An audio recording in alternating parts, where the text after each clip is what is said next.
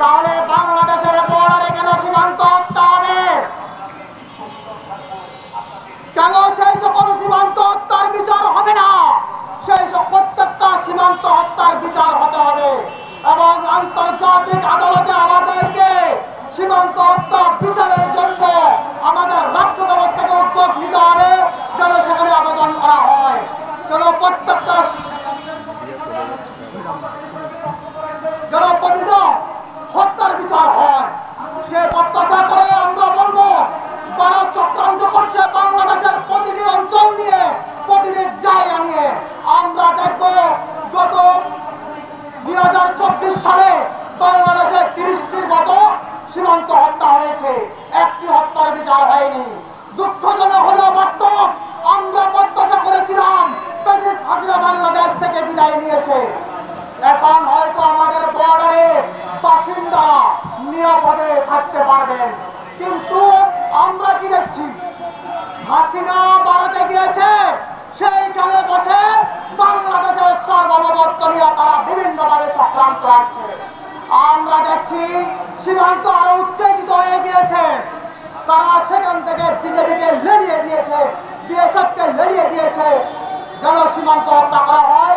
প্রতিনিয়ত বিএসএফ সীমান্তে কোনো না কোনোভাবে উস্কানি দিয়ে চলছে, তাদের আগ্রাসন বৃদ্ধি করে চলছে। প্রিয় ভাইয়েরা, আমরা দেখব গত কয়েকদিনের মধ্যে ফ্যাসিস্ট হাসিনা বিদায় হওয়ার পর আমরা দেখেছি কুড়িগ্রামে আমাদের ভাই, পঞ্চগড়ে আমাদের ভাই আনোয়ারকে হত্যা করা হয়েছে, সিলেটে আমাদের ভাই শরীফুলকে হত্যা করা হয়েছে। এই পঞ্চগড়ে আনোয়ার হত্যা, সিলেটে শরীফুল হত্যার কোনো বিচার হয়নি। আমরা দেখেছি চাঁপাইনবাবগঞ্জে কিভাবে আমাদের কৃষকদের গাছপালা কেটে নিয়ে যাওয়া হচ্ছে, কিভাবে ফসল কেটে নিয়ে যাওয়া হচ্ছে, সেগুলোর কোনো বিচার হয়নি, সেগুলোর বিচার হচ্ছে না। এবং সেখানে আমরা ওপেন দেখেছি তারা বিএসএফ সেখানে করেছেন, আপনার ডাইরেক্ট হামলা করেছেন, বিএসএফ সরাসরি গুলি চালিয়েছেন।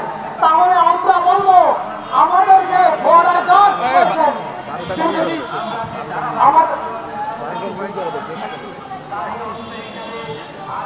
তাহলে আমরা বলবো যে আমাদের যে বর্ডার গার্ড বাংলাদেশ রয়েছেন, আমাদের যে বিজিবি রয়েছেন, আমাদের বিজিবির হাতে আমরা অস্ত্রগুলো কেন দিয়েছি?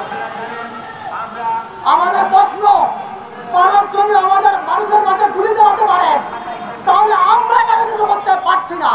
আমাদের দুর্বলতা কোথায়? আমরা দেখেছি চাঁপাইনবাবগঞ্জে আমাদের একজন বাংলাদেশিকে উঠিয়ে নিয়ে দেওয়া হয়েছে। আমাদের বাংলাদেশিকে যখন উঠিয়ে নিয়ে দেওয়া হয়েছে, বাংলাদেশ স্থানীয় বাসিন্দারা দিয়ে আমাদের বিজেপির কাছে গিয়েছেন, বিজেপি তাকে